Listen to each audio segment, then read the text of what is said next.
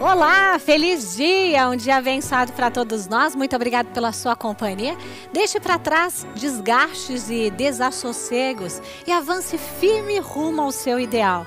Para abastecê-lo de energia necessária, está no ar para você o programa Aceite Onoye, o modo feliz de viver em harmonia com a natureza. E no programa de hoje, os preletores Enio Masakihara, José Maria Coelho e Silvana Cassimiro de Souza debatem em torno de assunto pecado, quando ele conduz o ser humano à desnecessária autopunição. As academias de treinamento espiritual da Aceite Onoye são locais cercados pela natureza e cheios de uma atmosfera divina, onde as pessoas participam de eventos que duram de 2 a 10 dias, e fazem uma verdadeira revolução em suas vidas. Palestras, orações, práticas espirituais e o encontro com Deus estão esperando por você nos seminários em uma das 6 academias da Aceite Onoye espalhadas pelo Brasil. Nelas você recebe orientação de professores altamente preparados que lhe passam a orientação necessária para prosperar, se harmonizar e obter saúde. Com programações montadas para levá-lo à reflexão e à paz interior, nos seminários você corrige sua atitude mental e aprende a usar o poder da palavra para transformar seu destino para melhor. Existem seminários para todas as idades e para todos os públicos. Academias de treinamento espiritual da Aceite Onoye. Venha se tornar o protagonista da sua própria história. Confira a nossa programação.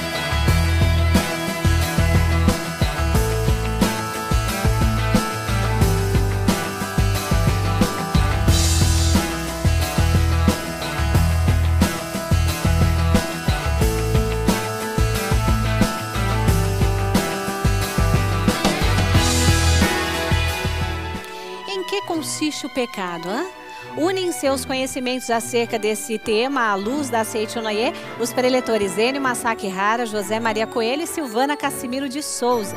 Acompanhe e conheça importantes princípios que determinam a felicidade ou o fracasso do ser humano.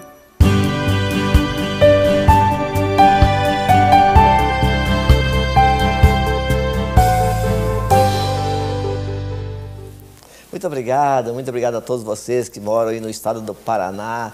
Muito obrigado por fazerem parte da família Aceite Onoye também. A você que sempre ajuda, colabora com as reuniões da Aceite Onoye em Curitiba, em todas as cidades do Paraná. Muito obrigado. E também a todos o Brasil que faz parte da Aceite Onoye. Muito obrigado.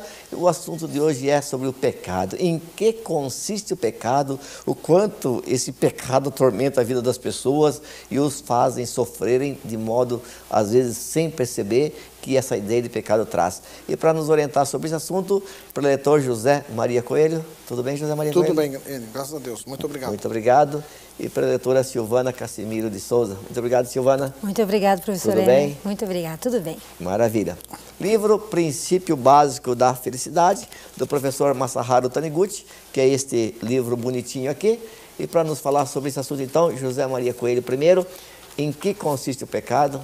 De onde vem essa ideia de pecado? Essa ideia do pecado é antiga, né? Ela vem desde a expulsão do homem do paraíso edênico, e aí criou-se a ideia de pecado. O pecado é o encobrimento daquilo que foi criado perfeito. Aquilo que foi criado perfeito, o professor Masaharu Taniguchi, nesse livro Princípio Básico da Felicidade, ele diz que não tem como macular aquilo que é perfeito, não tem como esconder aquilo que é perfeito. Ou seja, o homem, essencialmente, é a extensão de Deus. Por isso que lá nos Salmos, na Bíblia, consta: vós sois deuses, vós sois filhos do Altíssimo. Mas, devido à ideia de olhar para o fenômeno manifestado, a desarmonia, a doença, a falta disso, a falta daquilo, a pessoa vai se afastando de Deus. Aí começa a cometer pequenos delitos, né? E falar mal de alguém, desejar o mal para alguém, começa a criar daí automaticamente em si situações em que deixam ele mais distante de Deus. Aí essa que é a ideia do pecado. O pecado faz surgir o sofrimento. A ideia de pecado, nós estudamos e já ouvimos milhões de vezes na Seitonê, a ideia de pecado gera sentimento de culpa, que gera autopunição, que gera complexo de inferioridade e que cria a mente da comparação. Aí então você, para justificar o seu pecado, começa a comparar a sua vida com a vida do outro. Aí fala, eu estou sofrendo aqui porque a Silvana que pegou o meu livro, que estava todo marcado com a palestra, agora não sei o que falar. Ou então a culpa é dela, não é minha. A culpa é da Silvana que comprou um sapato novo, que ela está de sapato novo hoje, e eu estou com inveja do sapato dela. Ou seja, mostra pra nós aí, Silvana, toda a sapato, situação... Vai mostrar? Pode mostrar? Pode mostrar, nossa. Mas assim, será que todo mundo vai chique. ver? Nossa, Silvana. Então, aí esse sapato é o motivo da minha infelicidade. Ou seja, o fato de ausentar-se de Deus, a gente sempre procura justificar as minhas falhas, a minha falta. Ou seja, a ideia do pecado gera no ser humano sempre um sentimento de vítima. Eu sofro por culpa de alguém ou por culpa de uma situação externa a mim.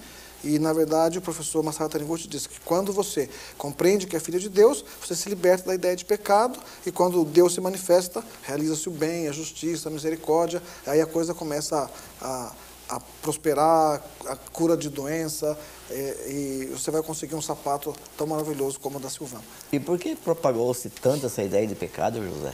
A ideia do pecado se propagou justamente porque pela falta de interpretar corretamente uma doutrina. Quando você não compreende corretamente a doutrina, então aí as pessoas começam a pregar não o Deus da doutrina, mas algo que não é o Deus da doutrina, que é o pecado.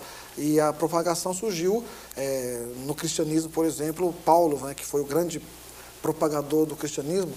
O Paulo, assim, ele não realizava reunião de AL, ele realizava a Semana da Luz, é só para muita gente, né? Então aí o Paulo, ele pregava que o salário do pecado é a morte, a ideia do pecado é a morte. Não é assim quando morre alguém que a gente não gosta, a gente fala, viu, mas morreu. Por quê? Porque já é a ideia de que pecado, morte está relacionada ao pecado. Ou seja, você morre porque pecou. E aí então, ou seja, a propagação da ideia do pecado fez com que o homem se ausentasse de Deus. E a psicanálise diz assim, que a ideia do pecado gera um sofrimento tão torturante, e esse desejo torturante faz com que o homem crie guerras, conflitos, justamente para... O espírito vem, né, de vez em quando, né, lá e incorpora atrás da cama, né? E aí, então, sempre a ideia do pecado faz com que o ser humano vá gerando em torno de si doenças, até doença no corpo físico, guerras no âmbito familiar, que gera no vizinho e que gera até grandes guerras. Por isso que o Dr. Menninger, o autor do livro O Homem contra Si Mesmo, ele fala que quando se elimina a ideia do pecado, o homem deixa verdadeiramente seu sofrimento. É mais ou menos isso. Muito obrigado, José Maria. Silvana, sim, você nos comentava há pouco sobre um caso que você viveu sobre essa ideia de pecado. Você pode nos contar? Sim. Eu me lembro bem que quando o Arthur fez 6 meses de vida, que eu ia retomar para o trabalho, ele foi acometido de uma pneumonia. E naquele período... Depois você faz uma reflexão do que aconteceu, né? Mas houve uma desarmonia em casa que foi gerando essa doença do Arthur. E de repente ele ficou doente, foi parar numa UTI de hospital. E aí nesse momento de reflexão, o que me veio na mente foi essa ideia de pecado que eu tinha gravado na mente. Aquela ideia de que não era merecedora, aquela ideia de que não merecia ser feliz, a ideia de... Aquilo que eu tinha gravado na mente a vida inteira, né? Sobre não merecer ser feliz, nunca vou me casar, nunca vou ter filhos. E aquele sentimento, naquele momento, fez com que o Arthur pudesse ficar doente. E ele foi parar numa UTI de hospital E aí quando você entra naquele hospital, numa UTI infantil, onde você vê aquele monte de crianças com as mães ali naquele sofrimento, nós começamos a orar intensamente e negando o mal, negando aquela doença, negando aquele sofrimento e fazendo a reflexão o porquê que aquela situação estava acontecendo. Então, naquele leito de hospital, eu me lembro bem que a primeira prática que eu fiz era a oração de perdão para mim mesma. E eu comecei a afirmar, não, eu quero, eu mereço, eu aceito uma família, aceito um filho. E aí eu comecei a afirmar e fazer a oração de perdão para mim mesma. E passávamos o dia e às vezes as noites lendo Sutra Sagrada para o Arthur na cabeceira daquela UTI e fazendo oração para todas as crianças que estavam lá, que eram muitas, né? Fazia meditação Shinsokan, visualizava a perfeição absoluta. Trabalhávamos, eu e o Adriano, no desprendimento, né? E a gente falava assim para Deus, seja feita a sua vontade, Deus. Se o Arthur tem uma missão aqui na face da terra, ele vai continuar aqui. Antes de ser meu filho, ele é filho de Deus. Então nós afirmávamos muito isso e passávamos o dia ou a noite. Às vezes quando eu ficava durante o dia, lia sutras sagradas o dia todo e quando o Adriano ficava, ele também lia à noite. O tempo todo fazendo as maratonas de sutras sagradas. E aí um dia, porque foram 30 dias, né? Foram 30 dias de UTI. E um dos dias nós não ficamos no hospital e fomos para casa. Naquela noite ele ficou só no hospital com as enfermeiras. E aquela noite nós chegamos em casa e falamos assim, vamos orar para os nossos antepassados. E nós ficamos horas e horas fazendo oração de gratidão aos nossos antepassados. E quando a gente chegou no hospital, no dia seguinte, a médica que o assistia disse assim, olha, nesta noite ele vomitou uma bola de catarro gigante, sem aspiração, como eles faziam com aspiração com a máquina, naturalmente. E a partir daquele momento, ele começou a melhorar e a máquina, que ele estava respirando pela máquina, foi diminuindo e 30 dias depois ele saiu do hospital. Foi essa experiência que foi forte para trabalhar essa ideia de que eu não mereço, de que eu não mereço ser feliz, que eu não mereço, essa ideia estava gravada na mente e a partir dessa situação de sofrimento, esse sentimento desapareceu. E aí hoje ele está bem, né? Fez 5 anos e já está fazendo até meditação Shinsokan. Com 5 anos, está aprendendo. Já vem. Maravilhoso. Parabéns, né? Muito obrigada. Que bom. Ô José Maria, aqui na página 65 do livro Princípio Básico da Felicidade, 65, na segunda linha desse livro, dessa página desse livro, diz assim, enquanto estivermos com a mente toldada pela ideia de pecado, não poderemos ver a perfeição da imagem verdadeira. Então, se nós queremos fazer com que manifeste a glória de Deus, que manifeste a saúde de um filho, como aconteceu no caso do filho da Silvana e do Adriano, primeiro eliminar essa ideia de que eu sou pecador, que eu não mereço ser feliz, que eu mereço ir para o inferno mesmo, né? Então, porque dessa ideia? Essa ideia do pecado, ela gera esse sofrimento de tortura, justamente porque não faz parte do ser humano. É como a água, por exemplo, que quando a gente olha a água do rio e vê que a água está turva, está suja, a gente fala a água está suja. Mas o professor Masaharu Taniguchi diz que a natureza da água é H2O, ela é natureza de pureza, ela é pureza, na verdade, né? E o mesmo ocorre com as manifestações transitórias que ocorrem nessa vida fenomênica. A mesma água, ela se manifesta em forma de nuvens, em forma de chuva, em forma de rio, e por detrás dessas manifestações diferentes está o quê? O H2O, ou seja, a natureza divina da água, a natureza química da água. Então, o professor Masaharu Taniguchi, ele nos diz que por detrás das ações do homem existe esse Espírito Santo, que é a criação perfeita, que é a centelha divina, que é a imagem verdadeira, que é perfeita. E para eliminar essa ideia do pecado, então é por isso que aí existe a religião, que leva o homem à reflexão, leva o homem a pensar sobre a sua natureza essencialmente perfeita e maravilhosa. Porque enquanto está manifestando a imperfeição, o ser humano ele sofre e acha que essa é a minha missão, né? Sofrer porque eu cometi um grande pecado.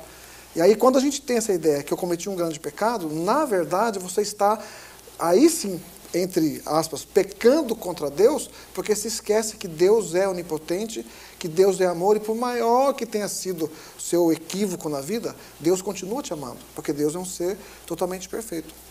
Aqui no interior de São Paulo, na região ali de Dracena, tem uma senhora que conhece a Setionê e que o filho dela foi diagnosticado esquizofrênico.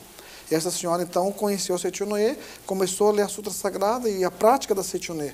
Ler a Sutra Sagrada, o rapaz hoje está completamente perfeito, diz que está participando das reuniões da Setionê, está vivendo uma vida maravilhosa. A ideia de pecado é que gera, então, tortura emocional. A tortura emocional, como há um descontrole emocional, ela se manifesta no nosso corpo físico, em alterações, e faz com que surjam doenças no corpo. E não só doenças no corpo, como também adversidades na vida. A pessoa, às vezes, tem tudo para prosperar. Dá 10 passos para chegar lá no objetivo e, de repente, 82 passos, não sabe de onde que vem esse desejo de recuar. Eu quero, quando está chegando lá para atingir o seu objetivo, imediatamente ele volta, ele consegue encontrar uma situação que vai destruir aquele sonho, aquele ideal. E por quê? Porque dentro dele existe a ideia, eu não sou merecedor, como estava contando para nós aqui a preletora Silvana, eu não sou merecedor, por quê? Porque cometi um equívoco, cometi um erro na minha vida. Mas no momento que ele faz a reflexão e percebe que eu sou maravilhoso, filho de Deus, então ele se ausenta da ideia de pecado e aí manifesta a imagem perfeita, verdadeira de filho de Deus e a vida começa a ocorrer maravilhosamente bem, nesse aspecto assim.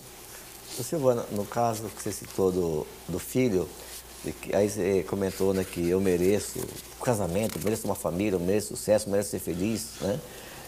O que mais influenciou a você ter essa convicção de que é merecedora das coisas boas? A partir do momento que eu comecei a trabalhar como líder do movimento, desde o início, né? Vários pontos na prática da dedicação de amor ao próximo é que me fez, digamos, agilizar esse grande despertar. Vários despertares, né? De que era capaz, de que podia realizar, de que tinha capacidade de ajudar o próximo, de ajudar a si mesmo, de ajudar todos os familiares. Então, essa ação de amor ao próximo é que faz com que nós possamos ter esse grande despertar mais rápido e vai eliminando as ilusões, vai eliminando os sentimentos de inferioridade, os sentimentos de que é incapaz, através da prática, da ação de amor.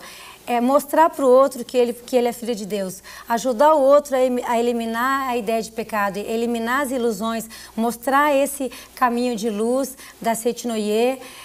E o que foi forte para mim nisso foi levar os jovens para os seminários na academia de Ibiúna, né?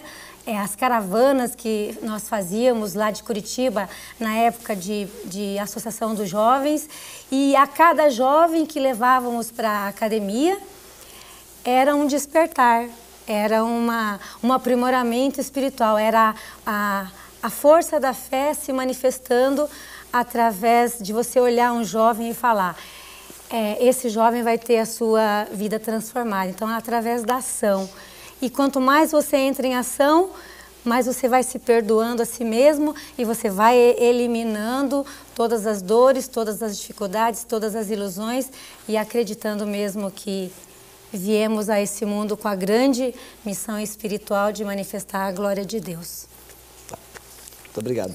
Ô José Maria, há pouco você comentava, logo no início, de que é uma tendência das pessoas culpar terceiros ou algo externo pela nossa infelicidade. E essa ideia de que eu não sou o culpado, mas o culpado é terceiro, primeiro, por que a gente é assim? Como a gente, de uma certa forma, mudar isso? Porque Isso não é bom para a gente, e muito menos acusar os outros. Como eu sou infeliz por sua causa, deve ser horrível, né? A gente ter que ouvir isso de alguém um dia. E de que maneira as pessoas podem, daqui para frente, assumirem essa responsabilidade? A responsa é minha e a partir de hoje eu vou ser feliz. Sim. O professor Masaru Taniguchi, ele conta aqui uma história interessante, que tem um mestre budista chamado Joshu, e chega um bonzo. Sempre tem os bonzos, né? Os bonzos que querem ir lá receber a salvação.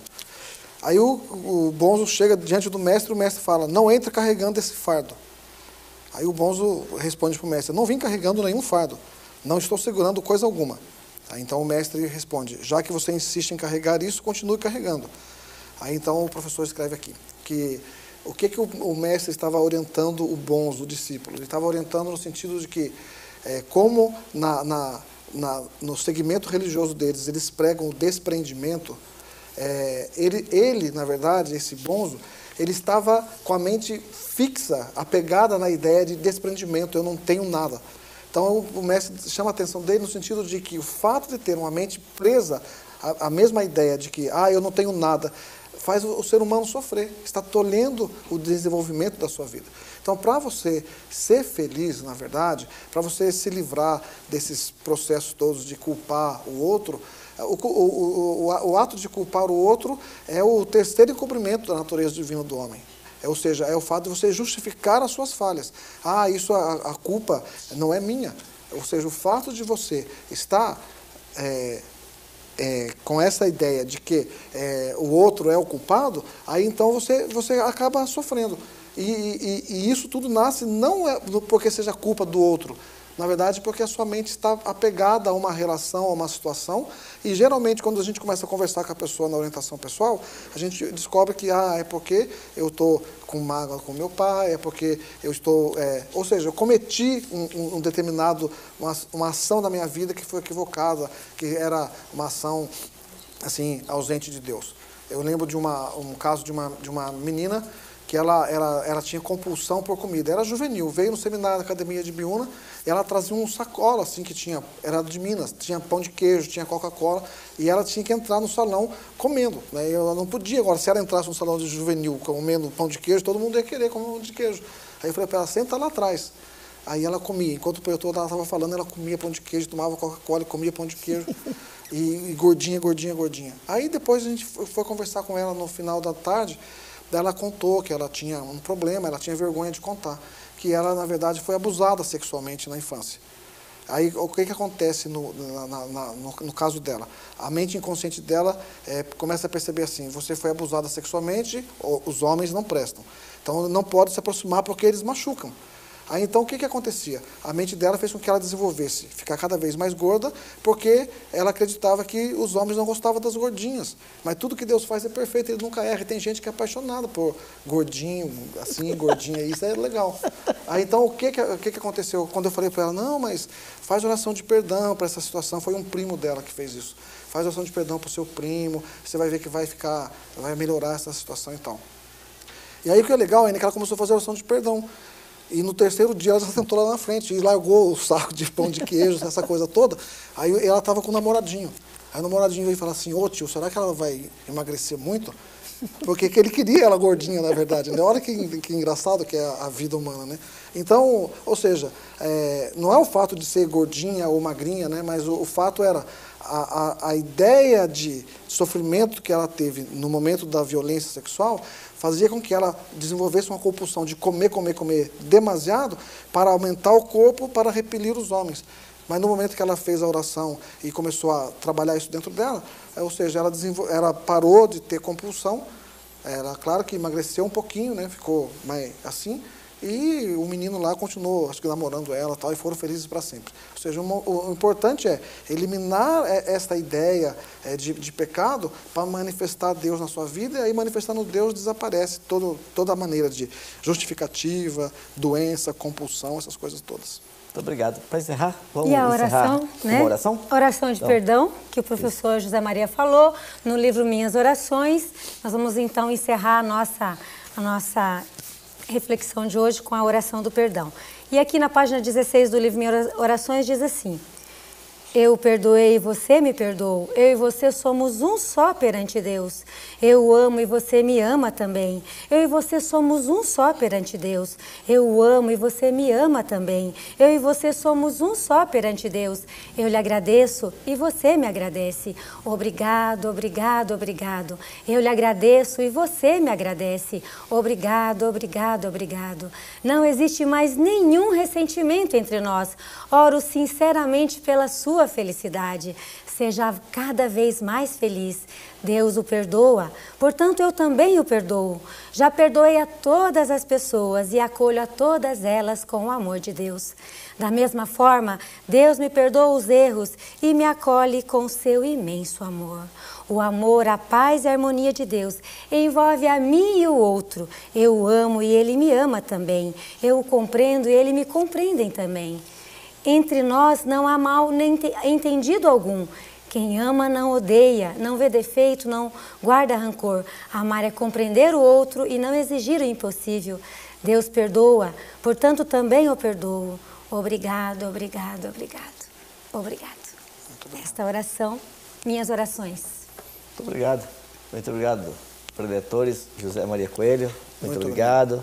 Silvana Cassimiro de Souza, muito obrigado. Muito obrigado, muito obrigado a todos vocês. Muito obrigado a você que é mantenedor do programa da Seitonoye. Nosso muito obrigado. Mais uma vez, acesse o site da Seitonoye, www.sni.org.br/livraria virtual e adquira o livro, então, Princípio Básico da Felicidade, por apenas R$ 32,00 e mais o frete. Muito obrigado. Agora tem um convite especial para fazer para você que acompanha o Modo Feliz de Viver. Participe da cerimônia da Grande Purificação, promovida pela Seitonoye em centenas de sedes espalhadas pelo Brasil. Olha só, no final do mês de junho, o público é recebido para um momento muito especial. É quando uma oração feita em conjunto elimina da mente dos participantes os karmas negativos acumulados durante os primeiros 6 meses do ano.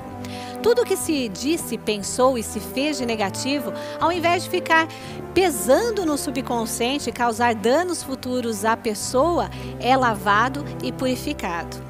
Então, você acessa o site www.sni.org.br para se informar sobre a sede da Seitonoye mais próxima onde essa cerimônia estará sendo realizada, tá bom?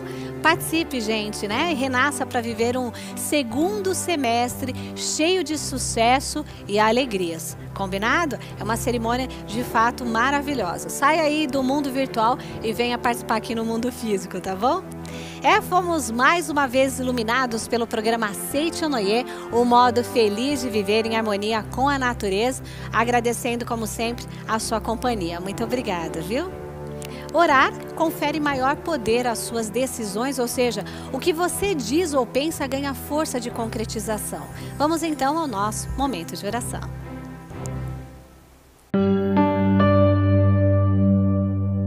Oração para renascer em Deus. Renasci agora. Renasci em Deus. Sou agora um filho de Deus perfeito. O velho eu se foi e nasceu o novo eu que é filho de Deus. Muito obrigado.